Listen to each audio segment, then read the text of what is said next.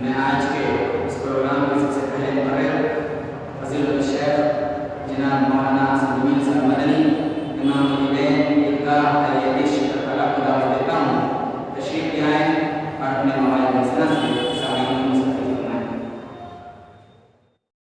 السلام علیکم ورحمۃ اللہ وبرکاتہ۔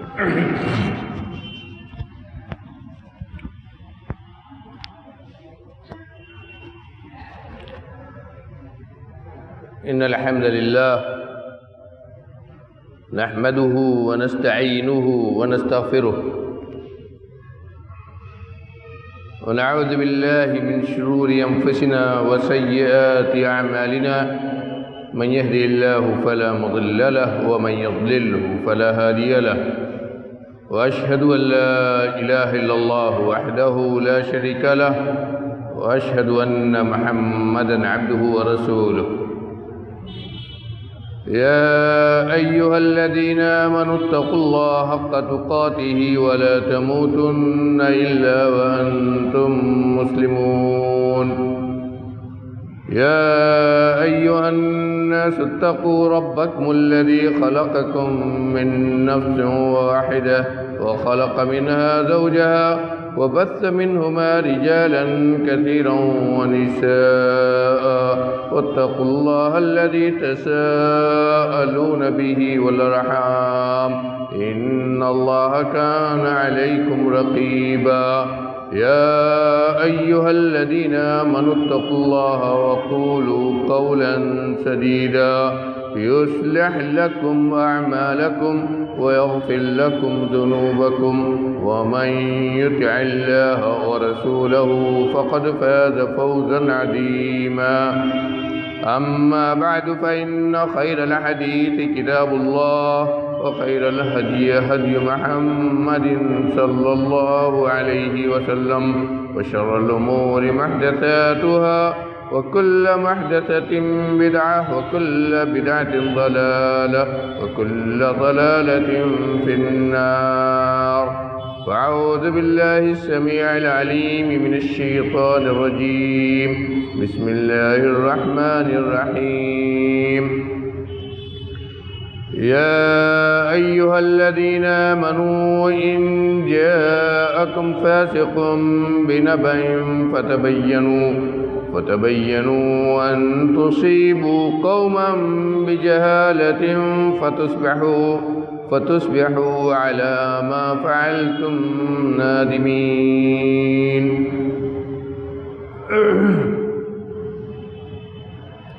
محترم علماء کرام، بزرگان دین، نوجوان احباب،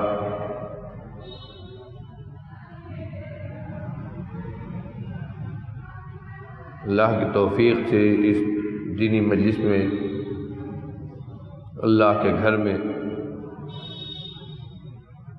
ہم سب کو اکٹھا ہونے کی توفیق ملی ہے۔ دینی مجلس جو اللہ کی نعمت، نبی کریم صلی اللہ علیہ وسلم کی سنت، جس کا اہتمام ہمارے ایمان کی نشانی اور ہمارا اپنے دین سے، اللہ کی کتاب اور نبی کی سنت سے اپنے تعلق کی علامت۔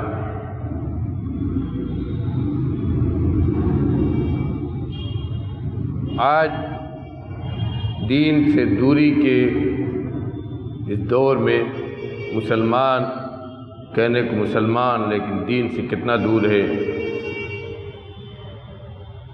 معاشرہ ہمارا خود ہی اس کو بتلاتا ہے۔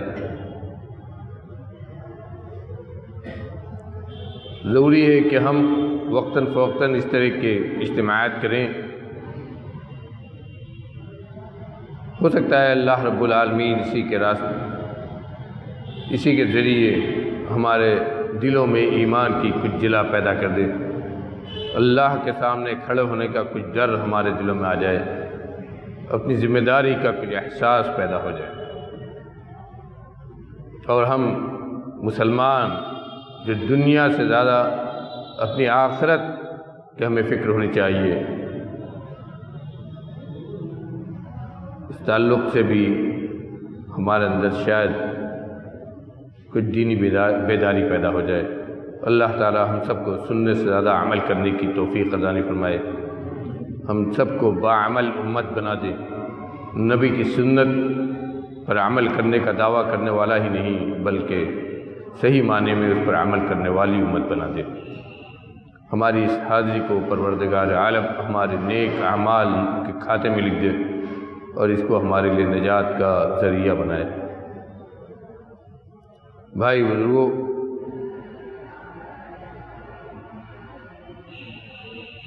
اللہ رب العالمین نے اس دنیا میں جو ہمیں بہت ساری نعمتیں دی ہیں، ہمارے اس جسم میں اپنے ہم جسم میں ہی غور کریں، اسی پر غور کریں تو کتنی ساری نعمتیں ہیں جس صرف ہمارے اس بدن اور اس جسم ہی سے تعلق رکھتی ہیں۔ بدن کے اعضاء، ان کی بناوٹ، ان کے فوائد، ان کے وسائل، بدن کا ہمارا ایک عضو ہے زبان، یہ اللہ کی ایک ایسی نعمت ہے جس سے اللہ رب العالمین نے جس کے ذریعے ہم کو اپنی دوسری تمام مخلوقات و فضیلت عطا کی ہے۔ عام طور پر دوسری مخلوقات کو گنگا کہا جاتا ہے، اس لیے کہ وہ اپنا ما فی الضمیر اس طرح ادا نہیں کر سکتے جس طرح ہم انسان اپنے دل کی بات اس زبان کے ذریعے ادا کرتے ہیں، جس طرح ہم اپنے دل کی بات دوسروں تک اس زبان سے پہنچاتے ہیں۔ یہ زبان ہے جس سے ہم اپنی باتیں، اپنے اندر کی بات جسے ما فی الضمیر کہا جاتا ہے، کہتے ہیں اور سناتے ہیں، جس سے ہمارے فکر اور عقیدہ دوسروں کو معلوم ہوتا ہے، ہمارے خیالات دوسروں تک پہنچتے ہیں۔ اور یہی زبان ہے جس سے کھانے اور پینے کی جو چیزیں ہیں ان کا ٹیسٹ اور ذائقہ بھی معلوم ہوتا ہے، کون سی چیز کھٹی ہے، میٹھی ہے، کون سی مزیدار ہے، کون سی بے مزے ہے، یہی زبان ہے۔ اس کے بہت سارے فوائد ہیں اس زبان کے، اور بہت بڑی نعمت ہے اللہ کی۔ اللہ نے قرآن کے اندر اپنی اس نعمت کا ذکر کیا ہے، اتنی بڑی نعمت ہے، لیکن اس کے نقصانات بھی ویسے ہی بہت زیادہ ہیں۔ جس طرح اس کے فوائد ہیں اسی طرح اس کے نقصانات ہیں، اور نقصانات اتنے بھیانک ہیں کہ ان کو زبان کی تباہ کاریاں کہا جاتا ہے، زبان کی ہلاکتیں اور تباہ کاریاں کہا جاتا ہے۔ اور اسی لیے ہمارے دین میں نبی کریم صلی اللہ علیہ وسلم، ہمارے پیارے نبی نے زبان کی حفاظت کی، سب کو، ہر مسلمان کو تلقین کی ہے، مرد و عورت سب کو۔ اس زبان کو انسان کی کامیابی کا ذریعہ بتلایا ہے، ضمانت دی ہے، اور اسی زبان کو انسان کی بربادی کا بھی ذریعہ قرار دیا ہے۔ یہی زبان ہمارے معاشرے کی اصلاح کرتی ہے، اور یہی زبان ہمارے معاشرے میں بگاڑ پیدا کرتی ہے۔ یہی زبان ہمارے درمیان الفت و محبت کو پھیلاتی ہے، اور یہی زبان ہمارے درمیان بگاڑ و فساد کو پھیلاتی ہے۔ آئیے آج کی نشست میں ہم اس زبان کے نقصانات اور اس کی تباہ کاریوں ہی کے تعلق سے کچھ گفتگو کرتے ہیں، اور دیکھیں کہ حدیث میں اس سلسلے میں کیا باتیں کہی گئی ہیں۔ زبان کی تباہ کاری کتنی بھیانک ہے، اس کے نقصان کتنے بھیانک ہیں۔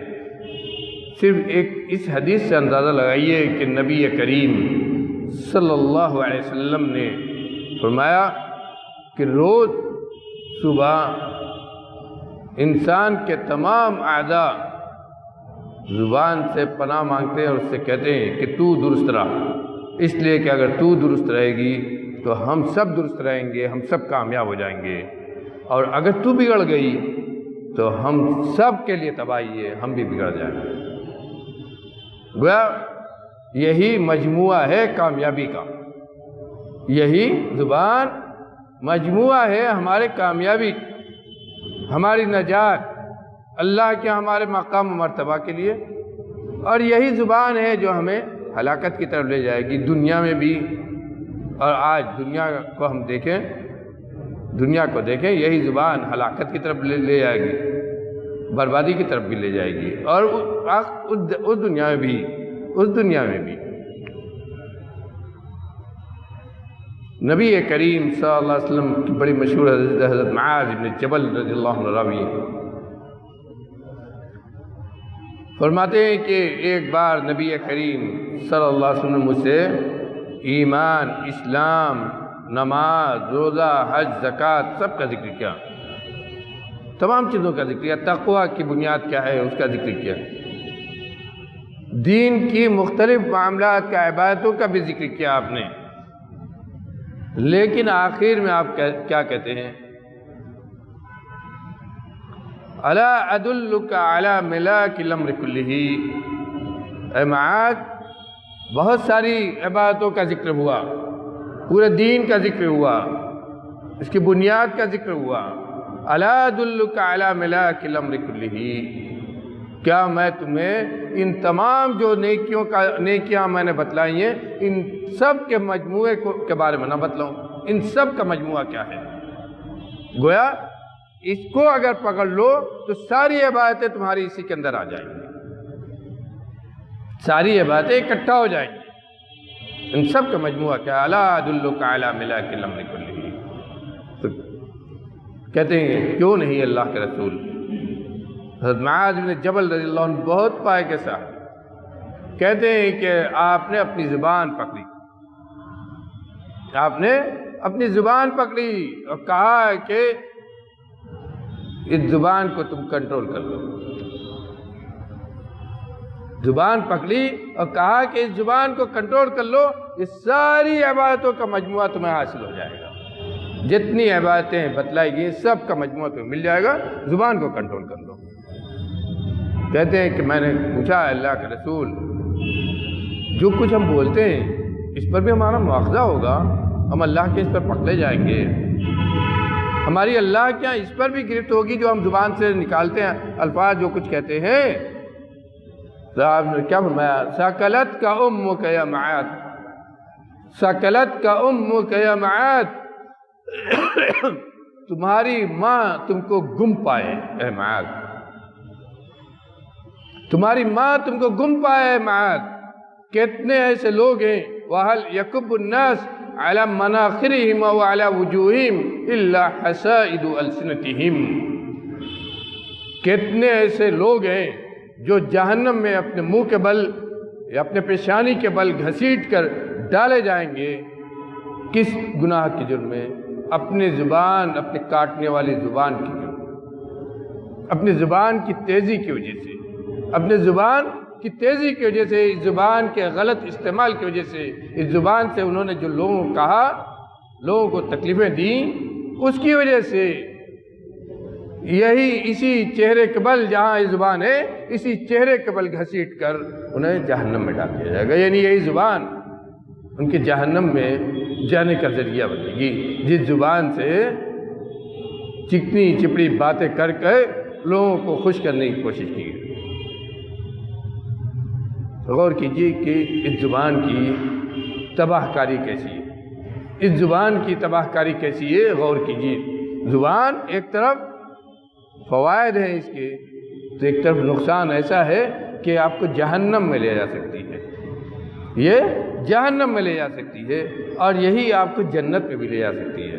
نبی کریم صلی اللہ علیہ وسلم نے حدیث فرمایا ان العبد لا يتكلم بكلمة لا يلقي لها بالا، وفي رواية لا يظن ان يبلغ ما بلغ، کہا کہ آدمی ایک کلمہ يتكلم بكلمة من رضوان اللہ، کہا آدمی ایک کلمہ اللہ کے رضامندی کا اپنی زبان سے نکالتا ہے، اللہ کو خوش کرنے والا، اللہ کو راضی کرنے والا ایک کلمہ اپنی زبان سے نکالتا ہے، اس کو بہت ہلکا سمجھتا ہے، نہیں سوچتا ہے کہ کہاں تک پہنچ جائے گا۔ لا یلقی لہا بالا، نہیں سمجھ پاتا ہے کہ یہ اتنا اونچا پہنچ جائے گا جہاں پہنچ گیا یہ. لیکن اللہ کیا وہ کہاں پہنچ جاتا ہے؟ اس ایک کلمہ کی وجہ سے، اللہ کی رضامندی کے ایک کلمہ کی وجہ سے اللہ رب العالمین قیامت تک کے لیے اپنی رضامندی اس کے لیے لکھ دیتا ہے. ایک کلمے کی، اللہ کو خوش کرنے کے لیے ایک کلمہ جس سے اللہ راضی ہو جائے. زبان کی حفاظت کا کیوں حکم دیا ہے؟ یہی زبان ایک کلمہ اللہ کی رضامندی کا آدمی کی زبان سے نکلا، اس نے اس کی کوئی حیثیت نہیں، اور کسی کو نفع پہنچانے کے لیے، کسی کو خوش کرنے کے لیے، کسی کو کچھ دینے کے لیے، کسی کے ساتھ صلہ رحمی کرنے کے لیے، کسی بھی نیکی کے کام کے لیے، کسی کے ساتھ نیک برتاؤ کرنے کے لیے، یا کسی کو اچھا فائدہ پہنچانے کے لیے ایک کلمہ اس کی زبان سے نکلا جس سے اللہ راضی ہوتا ہے. اور اس نے خود تو سمجھا بھی نہیں تھا کہ اتنی بڑی نیکی ہوگی، لیکن اللہ کیا وہ اتنی بڑی نیکی ہو جاتا ہے کہ اللہ رب العالمین قیامت تک کے لیے اس سے اپنی رضامندی لکھ دیتا ہے. وَإِنَّ الْعَبْدَ لَا يَتَكَلَّمُ بِكَلِمَةٍ مِّن سَخَطِ اللَّهِ لَا يُلْقِي لَهَا بَالًا أَوْ لَا يَظُنُّ مَا يَبْلُغُ مَا بَلَغَ. کہا کہ اور اسی طرح، اسی کے برعکس، اسی کے الٹے، آدمی اللہ کی ناراضگی کا کوئی کلمہ اپنی زبان سے نکالتا ہے، ایسی کوئی بات اپنی زبان سے نکالتا ہے جس سے اللہ ناراض ہوتا ہے، چاہے وہ جھوٹ ہو، چاہے غیبت ہو، چاہے کسی کو تکلیف دینے کی بات ہو، چاہے کسی پر بہتان تراشی ہو، کوئی بھی ایسا کلمہ جس کو اللہ پسند نہیں کرتا ہے، اللہ ناراض ہوتا ہے، جس سے ایک کلمہ اللہ کی ناراضگی کا اپنی زبان سے نکالتا ہے، اور وہ اس کو بہت ہلکا سمجھتا ہے اس سے کچھ نہیں ہوگا، یہ تو ہلکی پھلکی بات ہے، لا یلقی لہا بالا، کوئی اس کو اہمیت نہیں دیتا ہے. لیکن وہ ناراضگی، اللہ کی ناراضگی اس سے کیسی خریدتا ہے؟ اللہ رب العالمین قیامت تک کے لیے اپنی ناراضگی اس کے لیے لکھ دیتا ہے. ایک کلمہ آپ کو اللہ کی رضامندی دلا دے سکتا ہے، ایک کلمہ آپ کو اللہ کی ناراضگی قیامت تک کے لیے، اللہ کی ناراضگی آپ کے ہاتھ، آپ کے حساب میں لکھوا سکتا ہے. میرے بھائیوں، یہ نہ سمجھیے کہ اس زبان، یہ کان، یہ دل، یہ سب ایسے ہی ہیں، بلکہ اللہ نے آپ کو ایک بدن دیا ہے، اس سے فائدہ اٹھانے کا طریقہ بتلایا ہے، زندگی گزارنے کے وسائل، ان کو استعمال کرنے کی اللہ رب العالمین نے چھوٹ دی ہے. لیکن یہ سب کے سب اللہ کے سامنے جواب دہ ہوں گے، یہ سب کے سب اللہ کے سامنے جواب دہ ہوں گے. ان السمع والبصر والفؤاد كل اولئک، ان السمع والبصر والفؤاد كل اولئک كان عنه مسؤولا. چاہے کان ہو، چاہے نگاہ ہو، غلط چیز سنتے ہیں تو کان کا غلط استعمال کرتے ہیں، آنکھ سے غلط چیز دیکھتے ہیں، آنکھ کا غلط استعمال کرتے ہیں، دل میں غلط جذبات آتے ہیں اور غلط عقیدہ ہے، غلط استعمال ہے، یہ سب کے سب اللہ کے یہاں جواب دیں گے. اسی طرح زبان بھی اللہ کے یہاں جواب دیں گے. یہ زبان جو آج آپ کے کنٹرول میں ہے، جس کو آپ اپنے من کے مطابق جیسے چاہتے چلاتے ہیں، جس کو آپ جیسے چاہتے ہیں اپنے من کے مطابق استعمال کرتے ہیں، کہیں کسی غیبت کر دیا، کہیں کسی چغلی کر دیا، کہیں کسی پر بہتان لگا دیا، کہیں کسی کے بارے میں کچھ کہہ دیا، جھوٹ بولا، سب کچھ. یہی زبان جب اللہ کا حساب دینا ہوگا تو آپ کے اختیار سے نکل جائے گی، یہی زبان آپ کے اختیار سے نکل جائے گی. اللہ رب العالمین جب اس سے سوال کرنے لگے گا تو ساری آپ کی بدماشی اور اس زبان نے جو کچھ کیا ہے اس دنیا میں، ساری حقیقت یہی زبان خود کہہ دے گی. اور اس وقت انسان کا کیا عالم ہوگا میرے بھائیوں، اگر اللہ کا سامنے حساب دینے پر ایمان ہے میرے بھائیوں، میرے نوجوانوں، اگر اللہ کے سامنے حساب دینے پر ایمان ہے، قیامت پر ایمان ہے، اللہ کے سامنے حشر نشر پر ایمان ہے، تو سوچئے کہ اس وقت انسان کی حالت یہ ہوگی کہ وہ کہے گا وَقَالُوا لِجُلُودِهِمْ لِمَ شَهِدْتُمْ عَلَيْنَا قَالُوا أَنْتَقَنَا اللَّهُ الَّذِي يَنْتَقَ كُلَّ شَيْءٍ.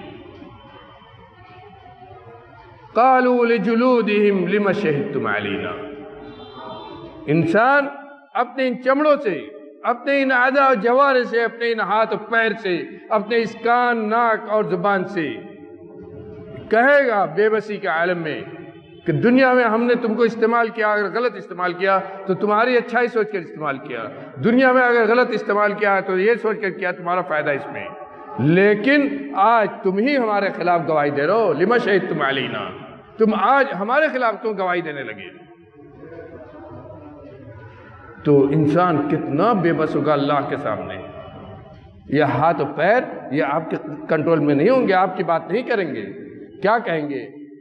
قالوا انطقنا اللہ الذی انطق کل شیء۔ یہ ہاتھ و پیر آپ کے، یہ ہمارے اور آپ کے ہاتھ و پیر، یہ اعضاء جوارح، یہ کان اور ناک، یہ کہیں گے کہ آج بولنے کی طاقت اللہ نے دی ہے تو جو اس کا حکم ہے وہی ہم سے نکلے گا، وہی ہم کہیں گے جو اس کا حکم ہے۔ یہ خزانہ، زمین کا یہ خزانہ پورا جب نکلے گا تو پوری حقیقت سامنے آ جائے گی۔ اسی لیے اس زبان کی حفاظت کی بہت زیادہ تاکید کی ہے، اس زبان کی حفاظت کی بہت زیادہ تاکید کی ہے، اور اتنا زیادہ کہ اگر اس کی کوئی حفاظت کرتا ہے تو اس کے لیے جہاں نجات ہے وہیں نبی کریم صلی اللہ علیہ وسلم جنت کی میرے بھائیوں، جس جنت کی ہم تمنا کرتے ہیں، جس جنت کے لیے نیکی کرتے ہیں، جس جنت کے لیے صبح فجر سے پہلے اٹھ کر فجر کی تیاری کرتے ہیں، فجر کی نماز پڑھتے ہیں، جس جنت کے لیے، اس جنت کی ضمانت اس زبان کی حفاظت کے ساتھ۔ آدھنما من یضمن لی ما بین لحیئی وما بین فخذیہ اضمن له الجنہ۔ من یضمن لی ما بین لحیئی وما بین فخذیہ اضمن له الجنہ۔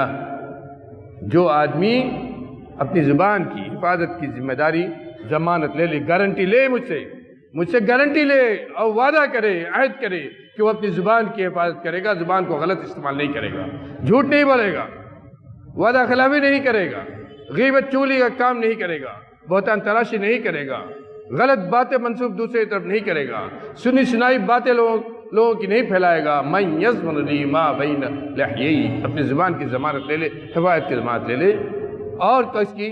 اپنی شرمگاہ کی حفاظت کی ضمانت لے لے، اضمن له الجنہ۔ نبی کہہ رہے ہیں میرے بھائیوں، جس نبی کی نبوت پر ہم ایمان لائیں، جس نبی کی نبوت پر ایمان لا کر اپنے آپ کو مسلمان کہتے ہیں، جس نبی کی سنت پر عمل کرنے کا ہمارا دعویٰ ہے، وہ نبی کہتے ہیں اضمن له الجنہ، میں اس کے لیے جنت کی ضمانت دیتا ہوں۔ نبی کا کلام نہیں ہے، نبی کا کلام اللہ کا کلام۔ وما ينطق عن الهوى ان هو الا وحی یوحی۔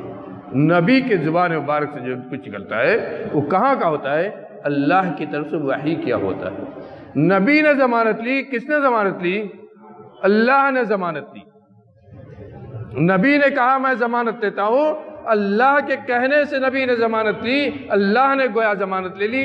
اگر آپ اپنی زبان کی حفاظت کرتے ہیں، یہ اللہ کی طرف سے گارنٹی ہے، یہ اللہ کی طرف سے گارنٹی ہے کہ اگر آپ سچ بولتے ہیں تو آپ کے لیے جنت ہے، یہ اللہ کی طرف سے وعدہ ہے زبان کی حفاظت کا۔ حضرت عقبہ ابن عامر رضی اللہ عنہ بہت پائے گے صحابی، نجات تلاش کرتے تھے وہ لوگ، ان کا ایمان تھا اللہ پر، قیامت پر، رسول پر۔ نیکی کرنے کے بعد بھی نبی کے اوپر وحی ہوتے ہوئے اپنے آنکھوں سے انہوں نے دیکھا تھا، نبی کے ہاتھ پر، دست مبارک پر، نبی کے دست مبارک پر ان کو تربیت ملی تھی دین کی، دین پر عمل کرنا نبی سے سیکھا تھا، اور اسی لیے ان کے بارے میں اللہ نے کہا رضی اللہ عنہم اور دنیا کی کسی جماعت کے بارے میں اللہ نے یہ گارنٹی نہیں دی کہ اللہ ان سے راضی ہے، اللہ ان سے راضی ہے، یہ دنیا کی کسی جماعت کو، صحابہ کرام کے علاوہ کسی کو نہیں حاصل ہوا۔ لیکن فکر کس چیز کی؟ فکر اس بات کی کہ نجات کیسے ہوگی۔ کہا من نجات یا رسول اللہ، حضرت عقبہ ابن عامر رضی اللہ عنہ نبی سے کہتے ہیں اللہ کے نبی یہ بتائیے کہ نجات کا کیا راستہ ہے، اللہ کے عذاب سے کیسے نجات حاصل ہوگی، اللہ کے ہاں پکڑ سے کیسے ہم چھٹکارا پا سکتے ہیں؟ تو آپ نے تین باتیں بتلائی، آپ نے تین باتیں بتلائی۔ پہلی بات آپ نے کہی املک علیک لسانک، املک علیک لسانک، اگر نجات چاہتے ہو تو اس زبان کی حفاظت کرو، اس زبان کو اپنے کنٹرول میں رکھو، اس زبان سے اول فول نہ بکو، گالی گلوج نہ بکو، اس زبان کو بچائے رکھو غلط استعمال سے۔ املک علیک لسانک، پہلی چیز، پہلا نسخہ آپ نے نجات کا بتایا، زبان کی حفاظت پہلا نسخہ ہے نجات کے لیے۔ دوسری بات آپ نے کیا فرمایا؟ وَلْيَسَعْكَ بَيْتُكَ، تمہارا گھر تمہارے لیے کشادہ ہو، تمہارا گھر تمہارے لیے کشادہ ہو۔ کیا مطلب ہوا؟ گھر میں بیٹھو، گھر میں بیٹھو اس لیے کہ باہر چائے کھانے میں لوگوں کی نشستوں میں بیٹھو گے زبان چلے گی اور نہ جانے کیا کچھ زبان سے نکلے گا، یہ تباہی کی طرف لے جائے گی، زبان تم کو تباہی کی طرف لے جائے گی۔ زبان کی حفاظت کرنا چاہتے ہو تو سب سے پہلے یہ چیز ہے کہ تمہارا گھر تمہارے لیے کافی ہو، تمہارا گھر تمہارے لیے کشادہ ہو، گھر میں بیٹھو، گھر کی ذمہ داری کو سمجھو، اولاد کی ذمہ داری سمجھو، اپنی بیوی کی ذمہ داری کو سمجھو، اور اپنا وقت نکالو اللہ کے ذکر کے لیے، قرآن کی تلاوت کے لیے۔ وَلْيَسَعْكَ بَيْتُكَ وَابْكِ عَلَىٰ خَطِيئَتِكَ۔ اور تیسری چیز جو ہمارے ہاں جس کا احساس ہی ختم ہو گیا، ہم سمجھتے ہیں کہ ہم جو کچھ کرتے ہیں سب صحیح کرتے ہیں، ہم سے گناہ ہوتے ہی نہیں ہے۔ کہا وَابْكِ عَلَىٰ خَطِيئَتِكَ، یہ احساس اپنے اندر پیدا کرو کہ انسان ہے، اس سے گناہ ہوتے ہیں، اس سے غلطیاں ہوتی ہیں، اس سے کوتاہیاں ہوتی ہیں، اس سے فرائض میں کمی ہوتی ہے۔ وَابْكِ عَلَىٰ خَطِيئَتِكَ، اپنے گناہوں کو یاد کرو اور گناہوں کو یاد کر کر کے اپنے رب کے دربار میں رو، گڑگڑاؤ، معافی مانگو، استغفار کرو۔ وَابْكِ عَلَىٰ خَطِيئَتِكَ۔ تین نسخہ آپ نے دیا۔ زبان کی حفاظت پہلی چیز ہے۔ زبان کی حفاظت کا معاملہ کتنا سنگین ہے میرے بھائیوں، ہم نے نہیں سمجھا ہے، لیکن صحابہ کرام نے سمجھا تھا اس کو، صحابہ کرام نے اس کو سمجھا تھا۔ غور کیجئے اس واقعے پر، صدیق اکبر جن کو صدیق لقب ملا نبی کریم صلی اللہ علیہ وسلم زبان سے، حضرت عمر ابن خطاب رضی اللہ عنہ فرماتے ہیں کہ میں ایک دن حضرت ابوبکر صدیق کے گھر گیا۔ غور کیجئے حضرت صدیق اکبر کتنا اونچا مقام ہے، ہم آپ سوچ نہیں سکتے۔ اس دنیا میں، امت ہی میں نہیں، اس دنیا میں انبیاء کے بعد سب سے اونچا مقام حضرت صدیق ابوبکر صدیق رضی اللہ عنہ۔ نبی کریم صلی اللہ علیہ وسلم کے اس فرمان پر غور کیجئے، آپ نے کہا کہ اس دنیا میں جتنے لوگوں نے جو بھی احسان میرے اوپر کیا، ان سب کا بدلہ میں نے دے دیا، ان سب کو اس دنیا میں بدلہ مل گیا۔ کون؟ سوائے ابو بکر کو، سوائے ابو بکر کے۔ ابو بکر کا جو احسان ہے اس کا بدلہ ان کو اللہ کیا ملے گا، یہ قرض ان کا کہاں چکے گا؟ اللہ کے ہاں جا کر۔ ان کی جو قربانیاں ہیں دین کے تئیں، ان کی جو قربانیاں ہیں اور جو کچھ انہوں نے کیا ہے، اس کا ثواب تو ان کو اللہ ہی کیا ملے گا، یہ قرض وہیں جا کر پورا ہوگا۔ اتنا اونچا مقام، لیکن حالت کیا تھی زبان کے تعلق سے؟ حضرت عمر بن خطاب رضی اللہ عنہ فرماتے ہیں کہ ایک دن میں حضرت ابوبکر صدیق رضی اللہ عنہ کے مکان میں گیا تو عجیب منظر دیکھا کہ صدیق اکبر اپنی زبان پکڑ کر کھینچ رہے ہیں، یجبد زبانہ، مسند احمد کی روایت ہے، صحیح حدیث ہے، کہا یجبد لسانہ، اپنی زبان پکڑ کے کھینچ رہے ہیں۔ اللہ اکبر، یہ کون ہے؟ جنتی کی بشارت اس دنیا میں، اللہ کی رضامندی کی بشارت اس دنیا میں، سب سے اونچا مقام ہونے کی بشارت اس دنیا میں، ہم آپ تصور بھی نہیں کر سکتے میرے بھائی۔ دن و رات گناہوں میں ڈوبے ہوئے، دن و رات گناہوں میں ڈوبے ہوئے، نہ جانے کتنی نمازیں چھٹی، کتنا اللہ کے حق اور بندوں کے حق کو مارا ہے۔ وہ جن کو جنت کی بشارت اس دنیا مل چکی، ان کا حال کیا ہے؟ زبان پکڑ کے کھینچ رہے ہیں۔ عمر دیکھ کر کہتے ہیں مہ یا ابا بکر، مہ یا ابا بکر، اے ابو بکر یہ کیا کر رہے ہو، یہ کیا کر رہے ہو، رک جاؤ، یہ کیا میں دیکھ رہا ہوں؟ تو جواب کیا دیتے ہیں؟ ان هذه لاوردنی الموارد، یہ زبان جو کاٹنے والی، یہ زبان جو کینچی کی طرح چلتی ہے، اس نے تو مجھے ہلاکت کی نہ جانے کتنی جگہ پر اتار دیا، یہ مجھے ہلاکت کے نہ جانے کتنے جگہوں پر لے گئی ہوگی، نہیں معلوم کہ کس جگہ کہاں کیسے یہ چلی، اور اس نے کیسے مجھے ہلاک برباد کیا۔ اس کو کھینچ رہا ہوں اس لیے تاکہ اس کو یہ سبق دے سکوں کہ تو اگر محفوظ رہے گی تو ہم بھی محفوظ رہیں گے، تو اگر اپنی حفاظت کر لے گی تو ہم بھی حفاظت کر لیں گے، تو اگر محفوظ نہ رہی تو ہم بھی حفاظت میں نہیں ہیں۔ اس کو کھینچ رہا ہوں اس لیے تاکہ اس کو سبق دے سکوں، اس کو بتا سکوں کہ ہلاکت کی جگہ پر منا لے جائے۔ میرے بھائیوں غور کیجیے، کتنی بڑی تباہ کاری ہے اس زبان کی، کتنی بڑی تباہ کاری ہے اس زبان کی، جس کو صدیق اکبر نے سمجھا۔ آج ہماری زبان کینچی کی طرح چلنے والی زبان کہاں کہاں میں لے جاتی ہے۔ غور کیجیے، جھوٹ دنیا کی سب سے بڑا سیاستداں وہ ہے جو سب سے زیادہ جھوٹ بولے۔ سیاست کا مطلب ہی ہے جھوٹ، جھوٹ، غیبت، چغلی، بہتان تراشی، دو بھائیوں کے درمیان تفریق کر دینا، اور اس طرح کی جو چیزیں ہیں، ان سب کا تعلق کس سے ہے؟ اسی زبان سے، تو اسی زبان ہی سے تو جھوٹ بولتے ہیں، اسی زبان ہی سے تو غیبت کرتے ہیں، اسی زبان ہی سے تو دو آدمیوں کے درمیان تفریق ڈال دیتے ہیں۔ یہ زبان ہی تو ہے، کہاں کہاں لے جاتی ہے ہمیں، کہاں کہاں میں لے جاتی ہے، اور کتنی جگہ لے جا کر ہمیں تباہ اور ہلاک برباد کراتی ہے۔ اور اسی زبان کی جب حفاظت ہوتی ہے تو آدمی جنت تک جاتا ہے۔ اسی لیے مسلمان کا شعار کیا بتایا گیا ہے کہ وہ جھوٹ نہیں بولتا ہے۔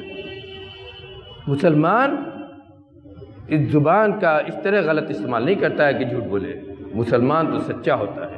اولئک ھم الصادقون، ایمان کے ساتھ تقوی اور سچائی کو جوڑا ہے اللہ رب العالمین نے۔ قرآن میں جگہ جگہ پڑھیے، یا ایھا الذین آمنوا اتقوا اللہ وقولوا قولا سدیدا۔ ایمان، تقوی اور راست بازی، سچائی، صداقت پسندی جو آج ہمارے معاشرے سے اٹھ چکی ہے، آج ہمارے معاشرے سے غائب ہو گئی ہے۔ سب سے بڑا انعام اس آدمی کے لیے جو سب سے زیادہ جھوٹ بولے۔ لیکن ہمارا دین کیا سکھاتا ہے؟ نبی کریم صلی اللہ علیہ وسلم کی حدیث پر غور کیجیے، آپ نے تاکید کرتے ہوئے کہا علیکم بالصدق فإن الصدق یہدی الی البر وإن البر یہدی الی الجنہ۔ اے لوگو، اے مسلمانوں، علیکم بالصدق، سچائی کو لازم پکڑو۔ میرے نوجوان بھائیوں غور کیجیے اس حدیث پر، کتنی تاکید ہے۔ کہا کہ اپنے اوپر سچائی کو، سچ بولنے کو، راست بازی کو، معاملہ سچ رکھنے کو اپنے اوپر لازم رکھو۔ سچ میں سب داخل ہے، سچ میں صرف سچ بولنا ہی نہیں ہے، معاملہ اگر ہم کسی کے ساتھ کرتے ہیں تو سچائی کا معاملہ ہونا چاہیے۔ کسی سے عہد و پیمان کرتے ہیں تو وہاں سچائی ہونی چاہیے۔ کسی سے اگر ہم بات کرتے ہیں تو سچائی ہونی چاہیے۔ کسی کی بات اگر ہم نقل کرتے ہیں تو وہاں سچائی ہونی چاہیے۔ اسی لیے کہا کہ سچائی، اس کی راہ استعمال کرو۔ ایمان سچا ہونا چاہیے، ایمان سب سے پہلی چیز ایمان سچا ہونا چاہیے۔ تقوی کا اگر دعویٰ کرتے ہیں تقوی سچا ہونا چاہیے، اور جب یہ دونوں چیز سچی ہوگی تو زبان سے نکلنے والے الفاظ بھی سچے ہوں گے۔ اسی لیے کہا علیکم بالصدق، سچائی کو لازم پکڑو۔ کیوں؟ اس لیے کہ سچائی نیکی کی طرف لے جاتی ہے، اور نیکی جنت کا راستہ دکھاتی ہے۔ وَإِنَّ الصِّدْقَ يَهْدِي وَإِنَّ الْبِرَّ يَهْدِي إِلَى الْجَنَّةِ وَلَا يَزَالُ الرَّجُلُ یصدق ویتحری الصدق حتی یکتب عند اللہ صدیقا۔ صدیق بننا چاہتے ہیں میرے بھائیوں، ان کا مرتبہ کتنا اونچا ہے، اللہ رب العالمین نے ان کی قیامت کے دن صدیقین کی معیت حاصل ہو، اس کی دعا کرنے کو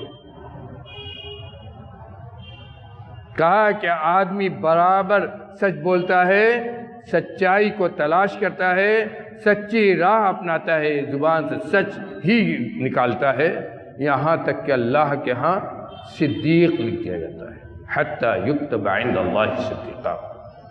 صدیق لکھوانا چاہتے ہو اپنے کو اللہ کے ہاں، تو یہ نسخہ اپناؤ، سچائی کی راستے کو اختیار کرو، سچ بولو، جو کچھ کہنا ہو سچ کہو، چاہے اس میں اپنا نقصان ہو جائے، سچائی کا معاملہ کرو چاہے پوری دنیا گوانا پڑ جائے۔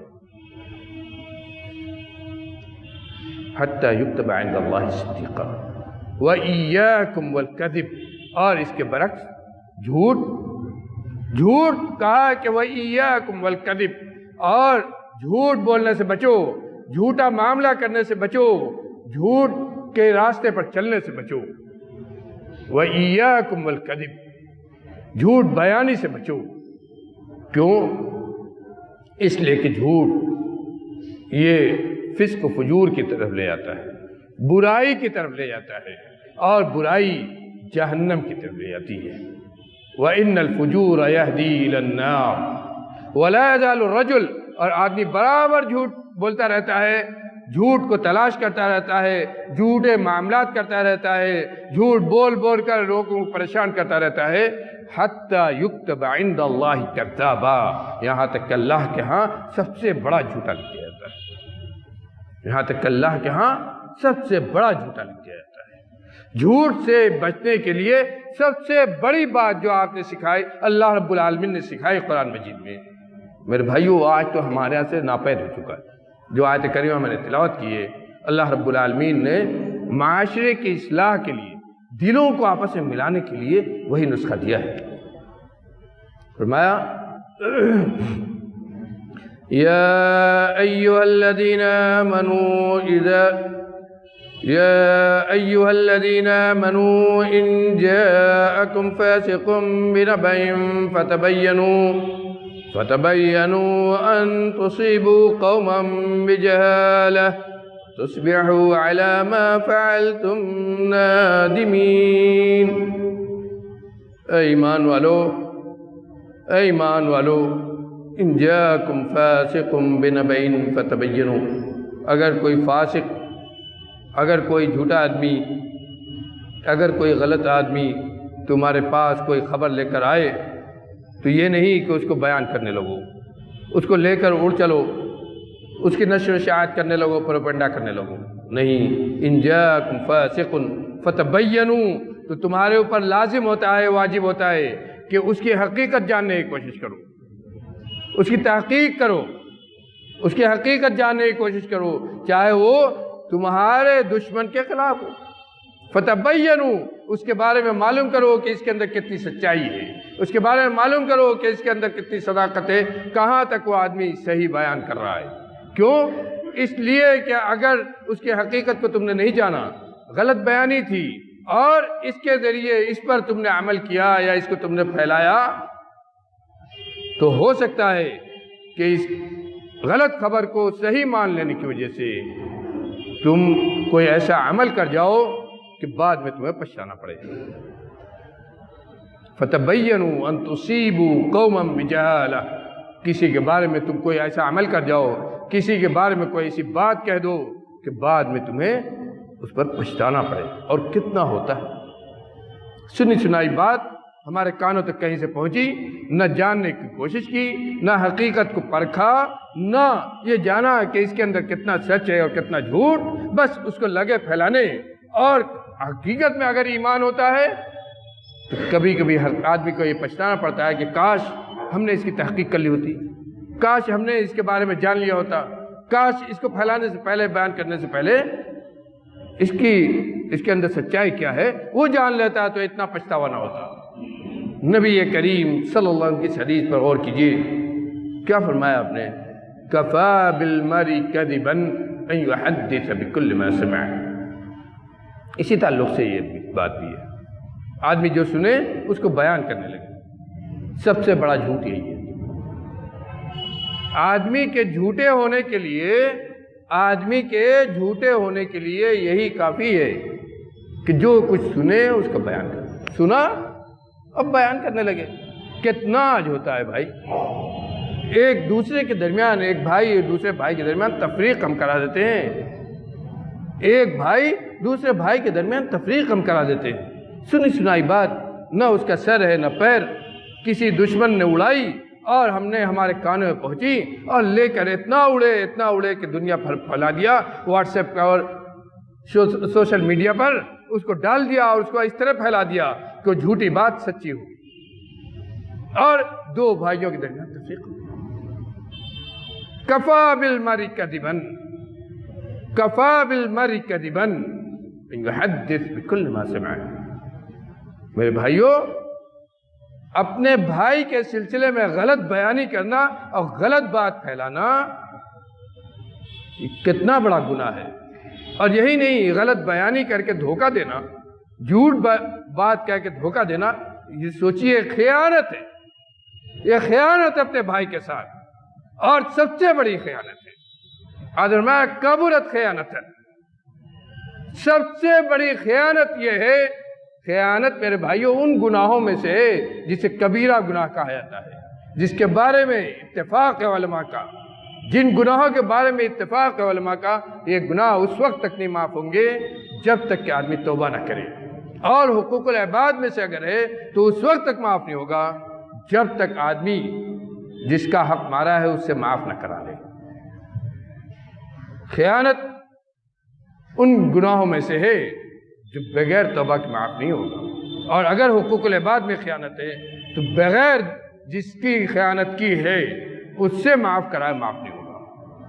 آپ نے کہا کبرت خیانتن، سب سے بڑی خیانت یہ ہے کہ تم اپنے بھائی کے سامنے اس طرح بات کرو کہ وہ تم کو سمجھے کہ تم سچے ہو۔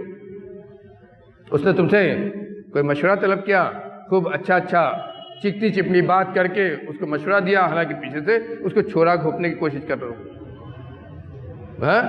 وہ سمجھے کہ تم اس سے صحیح سچی بات کر رہے ہو، تم اس کے خیر خواہ ہو، لیکن وَأَنْتَ بِهِ كَاذِبٌ، لیکن حقیقت میں تم اس کے معاملے میں جھوٹے ہو، جھوٹ بول رہے ہو۔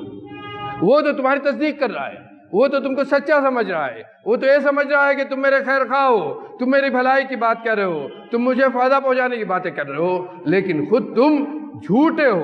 اگر ایسا معاملہ ہے تو سب سے بڑی خیانت یہی ہے، سب سے بڑی خیانت یہ ہے کہ اپنے بھائی کے بارے میں اپنے بھائی سے تم اس طرح کی بات کرو کہ وہ سمجھے کہ تم سچے ہو، حالانکہ تم جھوٹے ہو۔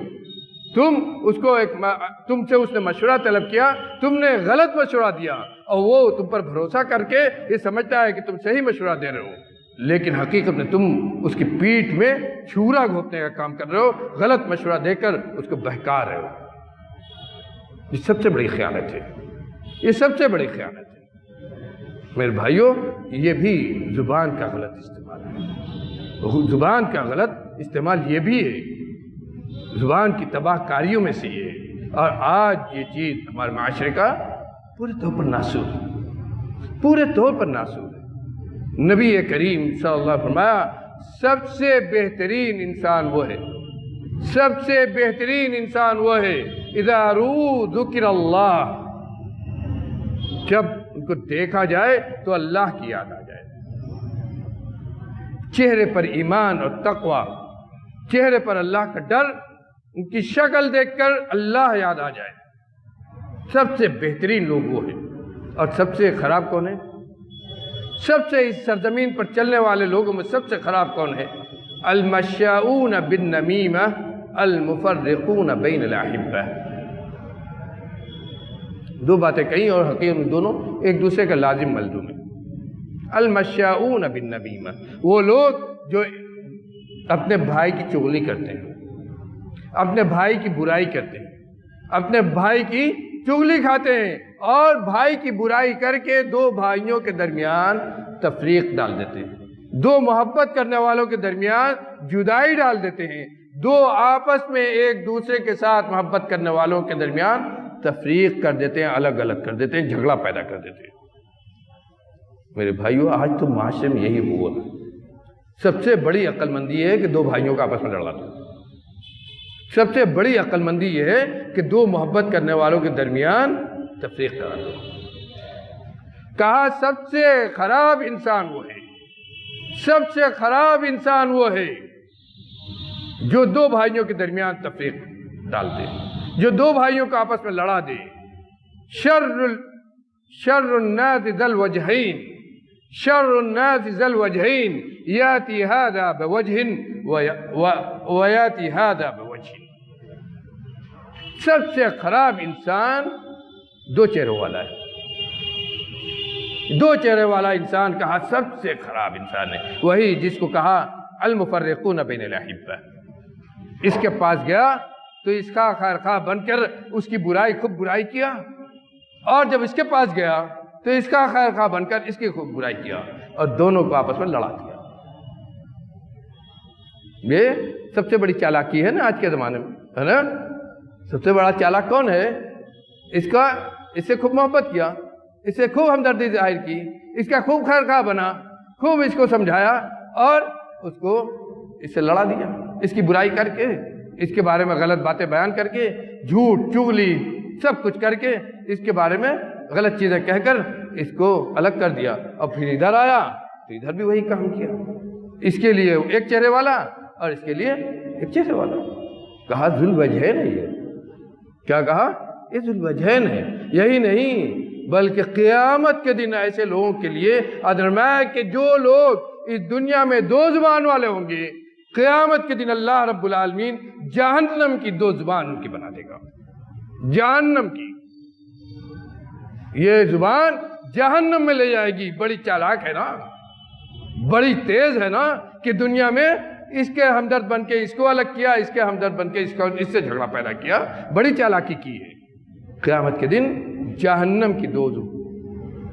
یہی نہیں بلکہ چغلی کھا کر جو تفریق کی ہے، جو برائی ڈالی ہے، جو فتنہ و فساد کیا ہے، معاشرے کو جو تباہ کیا ہے، کیا ہوگا؟ قبر کے عذاب سے بھی محفوظ نہیں ہوں گے ایسے لوگ۔ قبر کے عذاب سے بھی ایسے لوگ محفوظ نہیں ہوں گے۔ یاد کیجئے اس حدیث کو، نبی کریم صلی اللہ علیہ وسلم ایک جگہ سے گزر رہے تھے، دو قبروں کے پاس سے آپ کا گزر ہوا، دو قبروں کے پاس سے آپ کا گزر ہوا۔ آپ نے کہا کہ ان دو قبروں میں عذاب ہو رہا ہے۔ کیا ہوا؟ آپ نے کہا کہ ان دو قبروں میں عذاب ہو رہا ہے، اور وجہ کیا بتلائی؟ اما احدهما فكان يمشي بالنميمة واما الاخر فكان لا ينتزع من البول۔ ایک کو تو اس لیے عذاب ہو رہا ہے کہ وہ دنیا میں خوب چغلی کھاتا تھا، خوب برائیاں کرتا تھا، خوب لوگوں کے درمیان فتنہ و فساد پھیلاتا تھا، خوب چغلی کرتا تھا، ان کو ان سے خوب لڑاتا تھا۔ اس گناہ کا انجام کیا ہوا میرے بھائیوں؟ قبر کا عذاب ہو رہا ہے۔ اللہ رب العالمین ہم سب کو اس برائی سے اور اس کے عذاب سے محفوظ کر دے، قبر کے عذاب سے میں بچائے رب العالمین۔ کہا قبر میں عذاب ہو رہا ہے اس کو، کیوں؟ اس لیے کہ دنیا میں اپنے بھائیوں کی چغل خوری کرتا تھا۔ اور دوسرا آدمی کیا ہے؟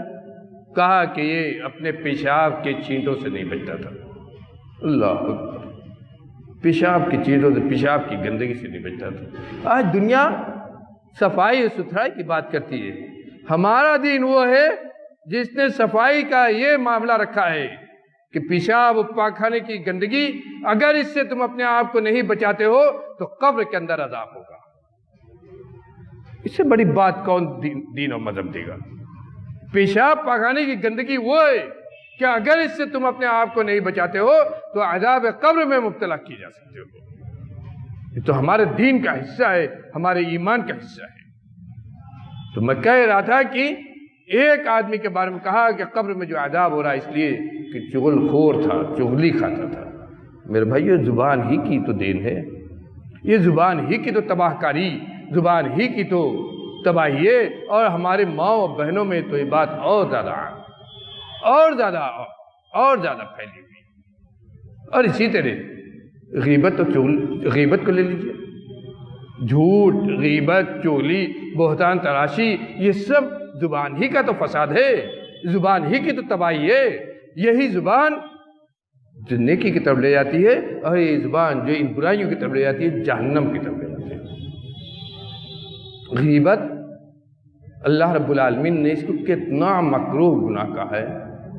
سورہ حجرات کے اندر ہی اللہ نے فرمایا یا ایہا الذین آمنوا اجتنبوا کثیرا من الظن ان بعض الظن اثم ولا تجسسوا ولا یغتب بعضکم بعضا ایحب احدکم ان یاکل لحم اخیہ میتا فکرہتموہ أَيُحِبُّ أَحَدُكُمْ أَن يَأْكُلَ لَحْمَ أَخِيهِ مَيْتًا فَكَرِهْتُمُوهُ وَاتَّقُوا اللَّهَ إِنَّ اللَّهَ تَوَّابٌ رَحِيمٌ۔ ایمان والوں کو مخاطب کیا اللہ نے۔ ہم سمجھتے ہیں کہ ایمان لائے، مسلمان ہوئے، کتاب و سنت پر عمل کا دعویٰ کیا، اپنے آپ کو اہل حدیث سرٹیفکیٹ دلایا اور بس ہو گیا، ہم تو جنتی ہو گئے، ہم تو جنتی ہو گئے۔ اب چاہے جو جی چاہے کریں، چاہے زبان سے جو نکلے، اور چاہے جس کے بارے میں جو بات کہہ دے۔ آج میرے بھائیوں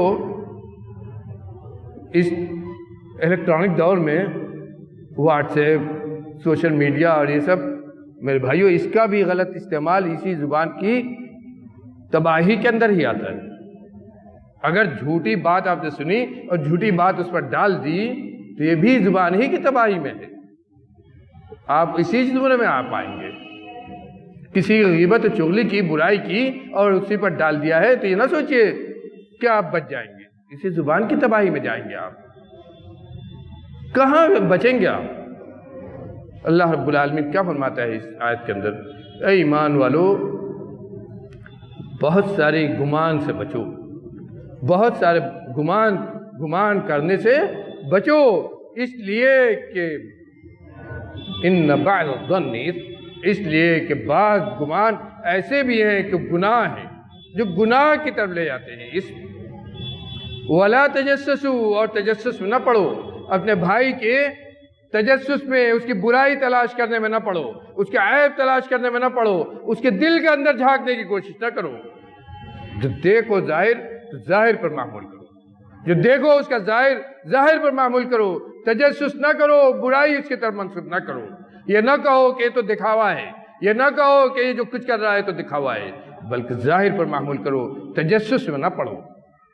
وَلَا يَغْتَبْ بَعْضُكُمْ بَعْضًا، اور تم میں سے ایک دوسرے کی غیبت نہ کرے، غیبت نہ کرے۔ کیوں؟ غیبت کتنا بڑا گناہ ہے۔ أَيُحِبُّ أَحَدُكُمْ أَن يَأْكُلَ لَحْمَ أَخِيهِ مَيْتًا فَكَرِهْتُمُوهُ أَيُحِبُّ أَحَدُكُمْ أَن يَأْكُلَ لَحْمَ أَخِيهِ مَيْتًا فَكَرِهْتُمُوهُ، کیا تم میں سے کوئی آدمی یہ پسند کرتا ہے کہ اپنے مردے بھائی کے گوشت کو کھائے؟ اگر تم سے یہ کام کہا جائے گا تو تم سب اس کو ناپسند کرو گے۔ ہے کوئی؟ جتنا بھی جھگڑا ہو اپنے بھائی سے، جتنا بھی جھگڑا ہو اپنے بھائی سے، اور جتنا بھی جھگڑا ہو میرے بھائیوں، اگر ایمان ہے تو کبھی بھی آدمی یہ نہیں پسند کرے گا کہ اپنے مردہ بھائی کے گوشت کو کھائے۔ کیوں کہا ہے اس کو مردہ بھائی کا گوشت کھانا؟ یہ بھی غور کیجیے۔ ایک مسلمان کی عزت اللہ رب العالمین کے نزدیک، اسلامی نقطہ نظر سے اللہ رب العالمین کے نزدیک ایک مسلمان کی عزت و آبرو اسی طرح حرام ہے جس طرح اس کا مال اور اس کی جان حرام ہے۔ ایک مسلمان کی جان، اس کا مال اور اس کی عزت و آبرو اللہ کے ہاں کتنی اہم اور اس کی کتنی قیمت ہے اور کتنی بڑی اس کی حرمت ہے میرے بھائیوں۔ نبی کریم صلی اللہ علیہ وسلم نے حجۃ الوداع کے موقع پر جب اسلامی معاشرے کی تشکیل کی اور اس کا منشور بتلایا تھا کہ اسلامی معاشرے کی بنیاد کیا ہوگی، وہاں کہا تھا آپ نے ان دماءکم واموالکم واعراضکم حرام علیکم کحرمت شہرکم ھذا فی بلدکم ھذا۔ آپ نے فرمایا تھا کہ جس طرح بلد الحرام کی حرمت ہے، مکے کی حرمت ہے، کعبے کی حرمت ہے، منی، عرفہ اور مزدلفہ کی حرمت ہے، ایسے ہی ایک مسلمان کی جان، اس کے مال، اس کے عزت و آبرو کی حرمت ہے۔ جس طرح اس کا مال حرام ہے، اس کی جان حرام ہے، اسی طرح اس کی عزت و آبرو بھی حرام ہے۔ اور جب آپ غیبت کرتے ہیں تو اس کی عزت و آبرو کے ساتھ کھیلتے ہیں، گویا اس کے خون کے ساتھ کھیلتے ہیں۔ اس کے عزت و آبرو کے ساتھ جب آپ کھیلتے ہیں تو اس کے خون کے ساتھ آپ کھیلتے ہیں، اس کے گوشت کے ساتھ آپ کھیلتے ہیں، اس کا گوشت آپ کھاتے ہیں۔ اور اسی لیے اس کا عذاب اللہ رب العالمین کا ایسا ہی ہوگا، اس کا عذاب بھی اللہ رب العالمین کا ایسا ہوگا۔ میرے بھائیوں، ڈریے اللہ رب العالمین سے، ڈریے اس عذاب سے جو غیبت کے نتیجے میں ہوگا۔ نبی کریم صلی اللہ علیہ وسلم کی حدیث پر غور کیجئے، رب العالمین ہم سب کو اپنی گرفت سے، اپنے عذاب سے محفوظ رکھے۔ حضرت میں کہ معراج کے موقع پر جب اللہ رب العالمین مجھ کو لے گیا، جنت اور جہنم کی بھی سیر کرائی گئی۔ جہنم میں نے کہا، فرماتے ہیں میں نے جہنم میں بہت سارے مناظر دیکھے۔ ایک منظر دیکھا کہ کچھ لوگ ہیں جن کے ناخن پیتل کے ہیں، خوب بڑے بڑے ہیں، وہ اپنے اسی پیتل کے ناخن سے اپنے چہرے اور اپنے بدن کے گوشت نوچ رہے ہیں۔ وہ اپنے اسی پیتل کے ناخن سے اپنے چہرے اور اپنے بدن کے گوشت کو نوچ رہے ہیں۔ کہا کہ میں نے پوچھا ہے جبریل من ہاؤلا، کہا ہے جبریل یہ کون لوگ ہیں کہ اتنا بھیانک عذاب ہو رہا ہے؟ یہ کون لوگ ہیں جن کو اتنا بھیانک عذاب ہو رہا ہے؟ کیا انہوں نے کیا تھا؟ کتنا بڑا جرم ان کا؟ اور حضرت جبریل علیہ السلام کیا بتلاتے ہیں؟ یہ وہ لوگ ہیں کانوا یقعون فی اعراض الناس ویاکلون من دمائهم او من لحومهم۔ کہا یہ وہ لوگ ہیں جو لوگوں کی عزت کے ساتھ، عزت و آبرو کے ساتھ کھیلتے تھے، جو لوگوں کو رسوا کرنے کی کوشش کرتے تھے دنیا میں، جو لوگوں کو دنیا میں رسوا اور ذلیل کرنے کی کوشش کرتے تھے، لوگوں کی عزت و آبرو کے ساتھ کھیلتے تھے اور اس طریقے پر ان کے گوشت کھاتے تھے، اس طریقے پر ان کے گوشت کھاتے تھے۔ آج اللہ نے ان کو یہ عذاب دیا ہے کہ وہ خود اپنا گوشت نوچ رہے ہیں، اپنے چہرے کو اپنی ناخنوں سے نوچ رہے ہیں، اسی کا یہ عذاب ہے۔ میرے بھائیوں، کتنا بڑا یہ گناہ ہے جو آج ہمارے معاشرے کا ناسور۔ آپس میں غیبت و چغلی کے ذریعے لڑا دینا یہ بہت بڑا ہنر۔ ہم مسلمان ہیں میرے بھائیوں، زبان کی حفاظت کرنا سیکھیے۔ سب سے بہترین سب سے بہترین زبان وہ ہے جو اللہ کے ذکر سے ہر وقت رہے۔ اللہ کا ذکر، اللہ کی تسبیح تحلیل، یہ اللہ کا ہاں آپ کو اونچا درجہ دلائے گی۔ یہی چیز ہے جو آپ کو اللہ کے عذاب سے بچائے گی۔ کہا سب سے بہترین زبان وہ ہے جو ہر وقت اللہ کے ذکر سے تر رہے، جس کو لغو لا یعنی باتوں سے محفوظ رکھا جائے، جس کو لغو لا یعنی باتوں سے محفوظ رکھا جائے، جس کو برائی سے بچائے رکھا جائے۔ غیبت و چغلی کے تعلق سے آپ نے کیا فرمایا؟ الغیبت اشد من الزنا، الغیبت اشد من الزنا۔ غیبت زنا سے بھی زیادہ سخت ہے۔ زناکاری کتنا بڑا گناہ ہے اسلام کی نظر میں۔ زناکار اگر شادی شدہ ہے تو اس کو رجم کر دیا جائے گا، پتھر سے مار مار کر اس کی جان لی جائے گی، ایسے قتل نہیں کیا جائے گا، تکلیف دے کر اس کی جان لی جائے گی، پتھر سے مار مار کر۔ اتنا سخت یہ گناہ ہے۔ لیکن آپ کیا کہتے ہیں کہ غیبت یہ زنا سے بھی زیادہ سخت گناہ ہے۔ صحابہ کرام سن کر اچنبھے میں اتنا بڑا یہ گناہ ہے۔ پوچھا کہ اللہ کے رسول واقعی؟ کہاں زنا تو ایسا گناہ ہے کہ اگر اللہ رب العالمین نے دنیا میں اسے چھپا دیا، حد اس پر قائم نہیں ہوئی، تو ہو سکتا ہے اللہ رب العالمین اس کو معاف کر دے۔ اللہ رب العالمین چاہے تو اس کو معاف کر دے، وہ معاف ہو سکتا ہے۔ لیکن غیبت وہ گناہ ہے کہ اللہ رب العالمین اس کو اس وقت تک معاف نہیں کرے گا جب تک کہ وہ آدمی نہ معاف کر دے جس کی غیبت کی گئی ہے۔ کیونکہ یہ حقوق العباد میں، کیونکہ یہ حقوق العباد میں ہے. اس کو اس وقت تک اللہ رب العالمین معاف نہیں کرے گا جب تک کہ جس کی غیبت کی گئی ہے وہ معاف کر دے. تو کون بڑا گناہ ہوا؟ کون بڑا گناہ ہوا؟ آپ نے فرمایا کہ سود یہ کتنا بڑا گناہ ہے. سودی کاروبار کرنے والے کو اللہ رب العالمین نے قرآن مجید کے اندر جنگ کی دعوت دی ہے.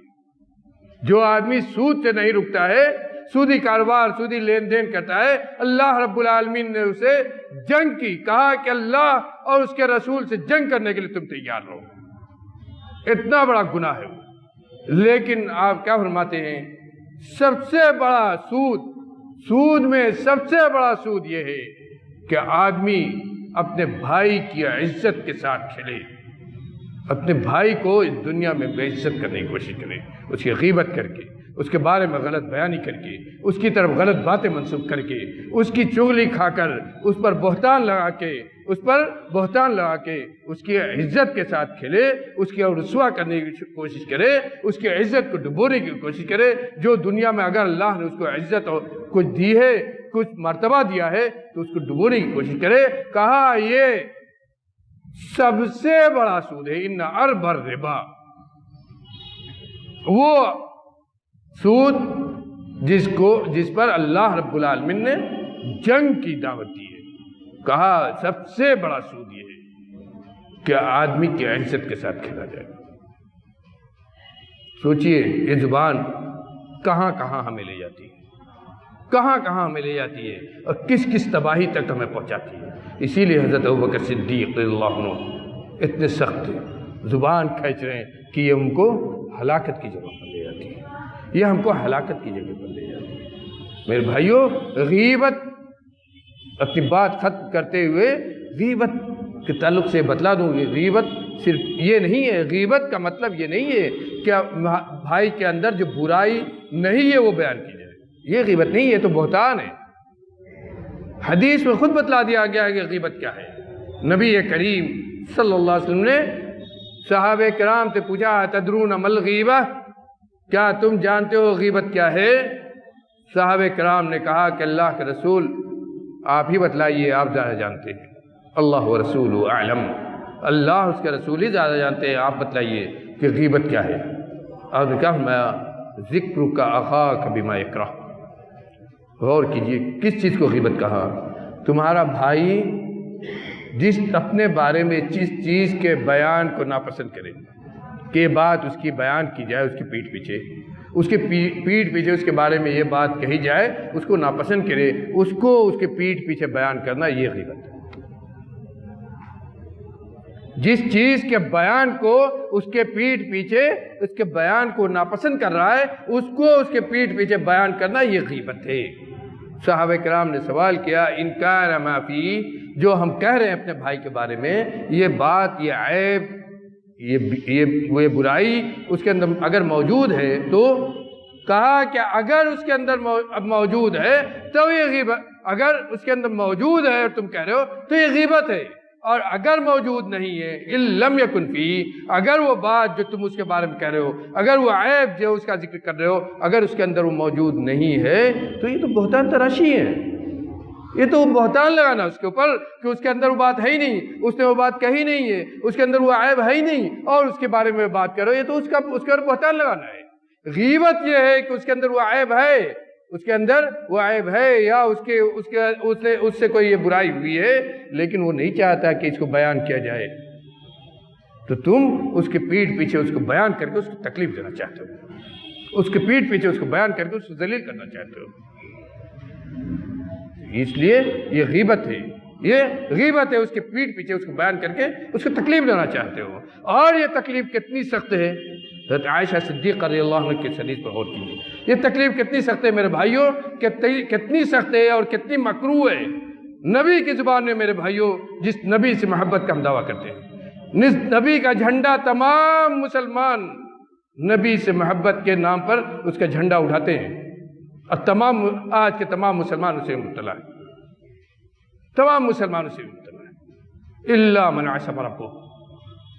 جس کو اللہ نے بچا لیا اس سے بڑا خوش نصیب کوئی نہیں ہے. جس کو اللہ نے بچا لیا میرے بھائیوں، اللہ تعالیٰ ہم سب کو محفوظ رکھے۔ جس کو اللہ نے بچا لیا اس سے بڑا خوش نصیب آج کے دور میں۔ کتنا مکروہ ہے نبی کی زبان میں، پیارے نبی سے محبت ہے، دعویٰ کرتے ہو محبت کا، تو سوچو کتنا مکروہ ہے نبی کی زبان میں۔ حضرت عائشہ صدیقہ رضی اللہ عنہ، نبی کی سب سے چہیتی بیوی، نبی کی سب سے چہیتی بیوی، اپنی سوکن کے بارے میں حضرت صفیہ رضی اللہ عنہ، نبی کی دوسری بیوی حضرت صفیہ رضی اللہ عنہ کے بارے میں کہتی ہیں نبی صلی اللہ علیہ وسلم کے سامنے، حسبک من صفیہ کذا و کذا۔ حضرت صفیہ رضی اللہ عنہ یہ تھوڑی ناٹی تھیں، بستقت تھیں، اسی کی طرف اشارہ کیا کہ اللہ کا رسول حسبک من صفیہ کذا و کذا، آپ کو صفیہ سے اتنا اتنا کافی ہوا، اشارہ کیا کہ وہ تو ناٹی ہے، وہ تو ناٹی ہے، اس کے قد کی طرف اشارہ کیا، کہا ناٹی ہے۔ یہ ایک طرح سے حضرت صفیہ کی کیا تھی؟ برائی تھی نا، ایک طرح سے حضرت صفیہ کی تنقیص تھی۔ اپنے سوکن کے درمیان ہوتا ہے تو سوکن ہی کی بات نہیں ہو، کہا کہ صفیہ تو ایسی ایسی ہے، لیکن نبی کریم پیارا نبی احمد مجتبیٰ محمد مصطفیٰ صلی اللہ علیہ وآلہ وسلم فدہ ابی امی، زبان کی حفاظت کا معاملہ سوچئے، کیا کہتے ہیں اپنی پیاری بیوی، سب سے پیاری بیوی عائشہ صدیقہ سے خاموش نہیں رہے برائی پر۔ یہی ہے ایمان کا تقاضا، یہی ہے ایمان کا تقاضا، یہی ہے تقوی کا تقاضا، یہی ہے آدمی کا ایمان۔ غلط دیکھا، چاہے چہیتی بیوی تھی، کیا کہتے ہیں آپ؟ یا عائشہ لقد تکلمت بکلمت لو مزجت البحر لمزجته۔ کہا ہے عائشہ تم جانتی ہو کیسی بات تم نے کہی ہے، کتنی غلط بات، کتنی مکروہ بات تم نے کہی ہے۔ تم نے وہ بات کہی ہے کہ تمہارے اس کلمے کو اگر پورے سمندر میں ملا دیا جائے تو پورے سمندر کا پانی خراب ہو جائے۔ اللہ اکبر۔ کہا اے عائشہ صدیقہ بلا شبہ جنتی، نبی کی بیوی بلا شبہ جنتی۔ اپنی سوکن کے بارے میں کہا کہ ان کا قد ایسا ہے۔ میرے بھائیوں، کسی کے بارے میں بتلانا ہو اور نیک نیتی کے ساتھ اس کا حلیہ بیان کر دیا جائے کہ اس کا حلیہ یہ ہے، اس کا قد یہ ہے، تو کوئی برائی نہیں ہے، لیکن اگر وہیں نیت خراب ہو جائے، یہ کہنا مقصود ہو کہ اس کی تنقیص کریں، اس کو ناٹا بتلائیں، اس کی برائی کرنا ہو، تو یہ کیا ہو جاتی ہے؟ یہی چیز غیبت ہو جاتی ہے۔ وہ غیبت جس کے بارے میں نبی کریم صلی اللہ علیہ وسلم اپنی پیاری بیوی سے کہتے ہیں لو مزجت البحر لمزجت، لو مزجت البحر لمزجت۔ اتنی بڑی بات اپنی پیاری بیوی سے کہتے ہیں کہ عائشہ آج تم نے وہ بات کہی ہے کہ اگر اس ایک کلمے کو تم نے اس کو ہلکا سمجھ کے کہا ہے، لیکن اگر اس ایک کلمے کو سمندر میں کے پانی ملا دیا جائے تو پورا سمندر کا پانی خراب ہو جائے گا۔ اتنی گندی ہے بات۔ غیبت سوچیے کتنی بڑی گندگی ہے، غیبت کتنی بڑی گندگی ہے میرے بھائیو، سوچیے۔ لیکن اگر ہم اپنے بھائی کی ایک برائی کو جانتے ہوئے اس کو چھپا لے جاتے ہیں تو کتنی بڑی نیکی ہوتی ہے۔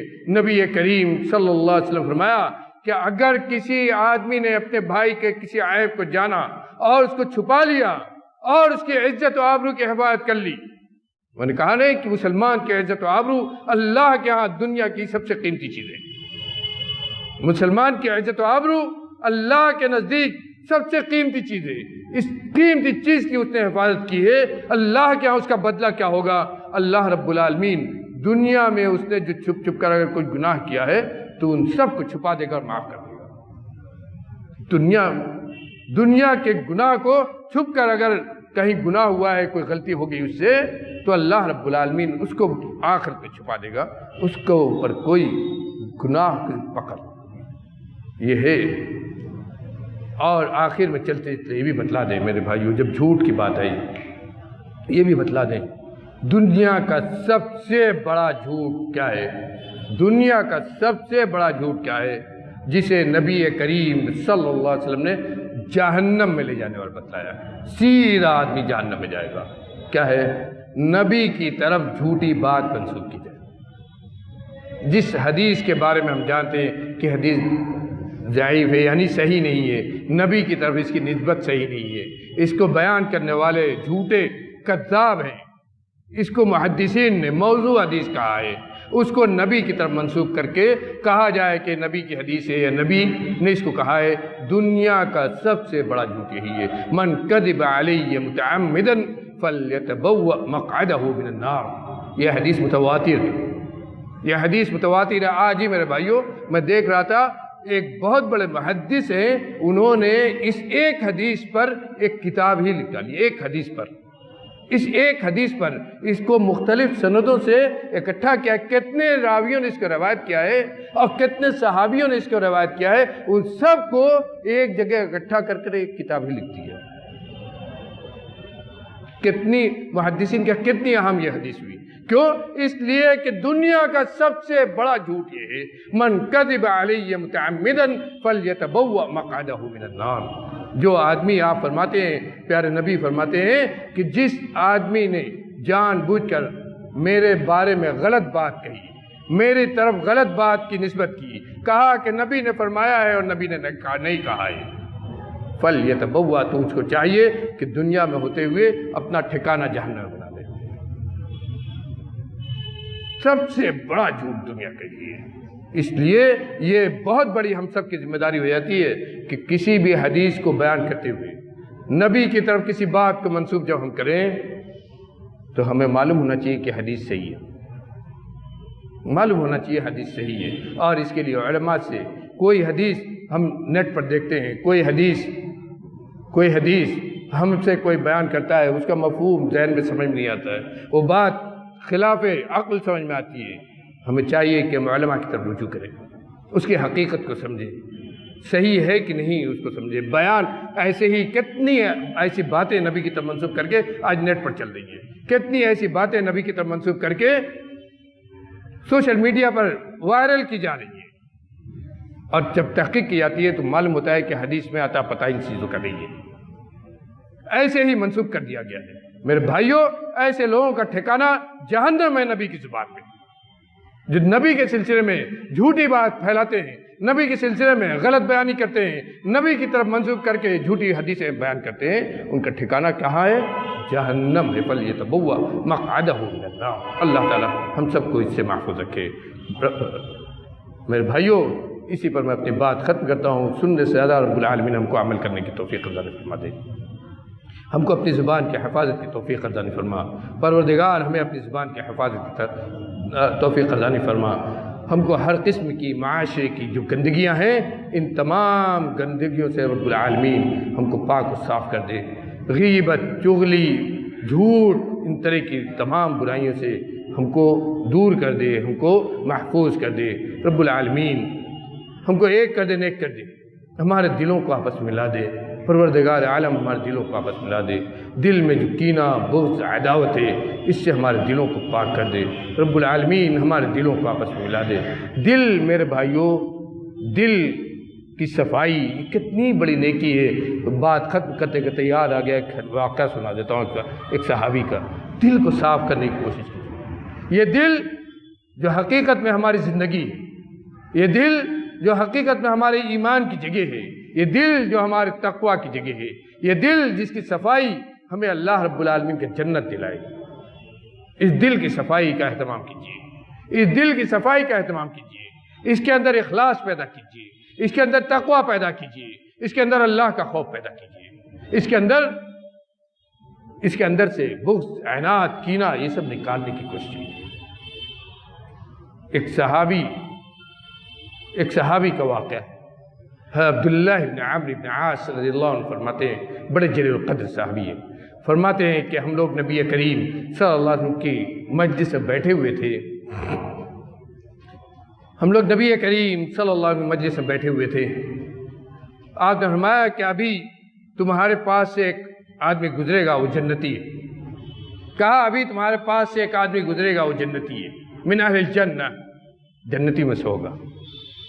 کہا کہ ایک صحابی آئے، سلام کیا، 2 رکعت نماز پڑھی، چلے گئے۔ کہا دوسرے دن پھر وہی واقعہ ہوا، پھر آپ نے یہی بات کہی، اور وہی آدمی جو کل آئے تھے پھر آئے، آپ کو سلام کیا، 2 رکعت نماز پڑھی، چلے گئے۔ تیسرے دن پھر یہی واقعہ ہوا۔ کہا تیسرے دن جب یہ واقعہ ہوا، آپ نے ان کے بارے میں تیسرے دن غور کیجئے، 3 دن لگاتار آپ نے کہا کہ ایک آدمی آ رہے ہیں جو من اہل الجنہ، جنتی ہیں، جنت والوں میں سے ہیں۔ کتنی بڑی بشارت ہے، ہم آپ اس سے محروم ہیں۔ کہا کہ جب تیسرے دن کہا تو مجھے بہت شوق پیدا ہوا کہ آخر یہ کون سا ان کا عمل ہے۔ ایک ایمان والا ہوتا ہے تو یہی چیز تلاش کرتا ہے۔ کہا کہ میں سوچنے لگا کہ آخر کون سا ان کا عمل ہے کہ نبی کریم صلی اللہ علیہ وسلم ان کے بارے میں کہتے ہیں من اہل الجنہ، جنتی ہیں۔ تلاش کرتے ہیں۔ کہا کہ چنانچہ میں جب وہ نکلے تو میں بھی ان کے پیچھے پیچھے گیا، اور جا کر ان کے پیچھے پیچھے جو گیا تو ان کے گھر جا کر ان کو پکڑا اور ان سے کہا کہ اللہ کے بندے، میرا اپنے والد سے کچھ جھگڑا ہو گیا ہے اور والد صاحب نے مجھ کو بہت ڈانٹ دیا ہے، میں نے یہ عہد کر لیا ہے کہ 3 دن تک گھر نہیں جاؤں گا، اس کے بعد ہی اپنے والد کو میں مناؤں گا۔ تو کیا تم 3 دنوں تک 3 راتیں تم مجھے اپنے گھر رہنے دو گے؟ تم اپنے گھر مجھے رہنے دے دو 3 رات کے لیے، تاکہ میں اپنے وعدے پر اپنا جو عہد کیا ہے اس پر میں قائم رہ سکوں۔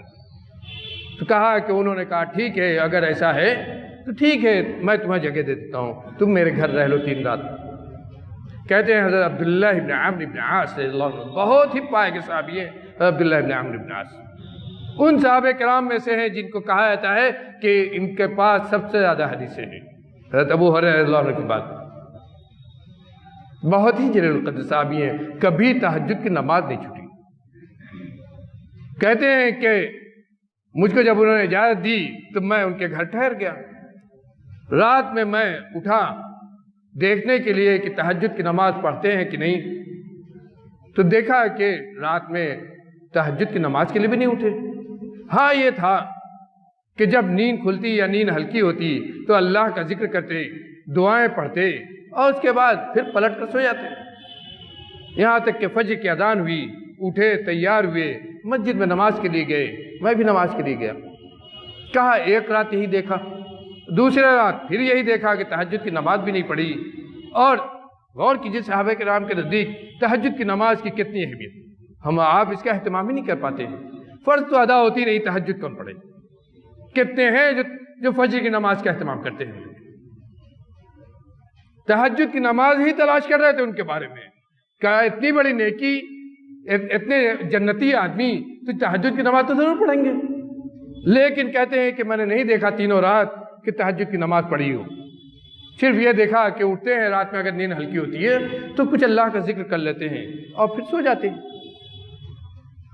تو کہا کہ جب 3 راتیں ہو گئی اور چلنا ہوا ان کے گھر سے، تو کہا کہ اے اللہ کے بندے، میرا اپنے والد سے کوئی جھگڑا نہیں تھا، معاملہ یہ تھا کہ میں نے آپ کے بارے میں سنا، نبی کریم صلی اللہ علیہ وسلم نے آپ کے بارے میں 3 دن تک یہ کہا، 3 مرتبہ 3 دن یہ کہا کہ ایک آدمی آ رہے ہیں جو جنتی ہوں گے، اور آپ ہی آئے تو آپ کو جنت کی بشارت دی گئی۔ اسی لیے میں یہ تلاش کرنا چاہتا تھا کہ آپ کون سی نیکی کر رہے ہیں کہ آپ کو جنتی کی بشارت دی جا رہی ہے۔ لیکن اے اللہ کے بندے، میں نے رات میں آپ کو تہجد پڑھتے بھی نہیں دیکھا، بتلائیے کون سی اتنی بڑی نیکی آپ کرتے ہیں، کون سا ایسا عمل ہے کہ آپ کو جنتی ہونے کی بشارت دے دی گئی؟ تو نے کہا کہ جو تو کچھ دیکھا تم نے یہی ہے میرا عمل، تم نے تمہیں 3 دن میں خوب اچھے سے دیکھ لیا کہ میں کیا کرتا ہوں، دن میں کیا کرتا ہوں، رات میں کیا کرتا ہوں، سب تم نے دیکھ لیا، یہی میرا عمل ہے۔ اب اس میں اللہ کو کیا پسند آ رہا ہے یہ مجھ کو نہیں معلوم۔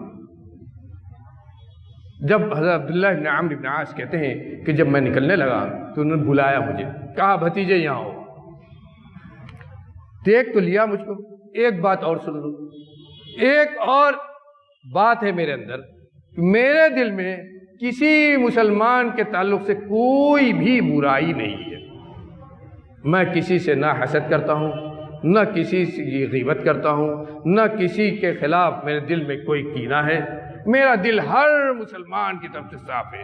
کسی کو اللہ نے کوئی نعمت دی ہے، کسی کو اللہ نے کوئی منصب دیا ہے، کسی کے پاس اللہ کا دیا کچھ ہے تو اس کو دیکھ کر مجھے حسد نہیں ہوتا ہے، یہ اللہ کی نعمت ہے، اس کو ملی ہے، میں جتنے کا مستحق مجھے ملا ہے، میرے دل میں کسی کے سلسلے میں کوئی چیز نہیں ہے، یہ میرا دل دوسرے مسلمانوں کے تعلق سے بالکل صاف ہے۔ عبداللہ بن عمرو رضی اللہ عنہ کہتے ہیں میں حق سے بالکل کھڑا ہو گیا، میں نے کہا کہ حقیقت میں اللہ کے بندے یہی وہ خوبی ہے جس کی وجہ سے نبی کریم صلی اللہ علیہ وسلم نے تمہارے بارے میں فرمایا انہو من اہل الجنہ، کہ جنتی آدمی ہے، یہی وہ خوبی ہے۔